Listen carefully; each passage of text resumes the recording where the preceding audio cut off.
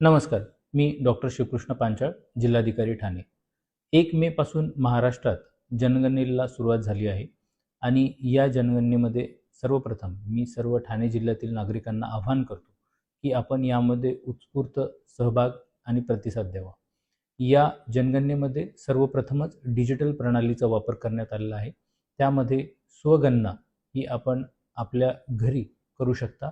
1 ते 15 मे या कालावधीत se.census.gov.in या वेबसाईटवरती जाऊन आपण जी नोटिफाईड क्वेश्चन आहेत ती प्रश्नांची उत्तरे द्यावी आणि तो फॉर्म सबमिट केल्यानंतर आपल्याला एच या अद्याक्षराने सुरू होणारा एक SCID आपल्याला त्याच्यामध्ये मिळेल आणि प्रगणक घरी आल्यानंतर तो ID आपण जतन करून ठेवावा आणि तो ID प्रगणकाला सांगावा. प्रगणकाने तो ID टाकल्यानंतर आपली माहिती जी आहे ती व्हेरीफाय करून त्यामध्ये प्रगणक ती माहिती सबमिट करते. या टप्प्यानंतर पुढचा टप्पा जो असेल तो घरोघरी भेटी देऊन प्रगणक ती पुढची प्रक्रिया त्यामध्ये करतील.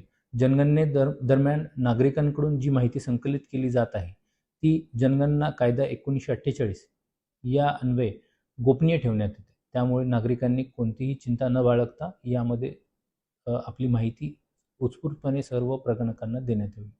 मे महिन्याच्या उन्हात ही जनगणना प्रक्रिया पार पाडण्यात येत आहे. त्यामुळे प्रगणक आपल्या घरी आल्यानंतर त्यांना पिण्याचे पाणी आणि बसण्यासाठी हवेशीर जागा ही देण्यात यावी.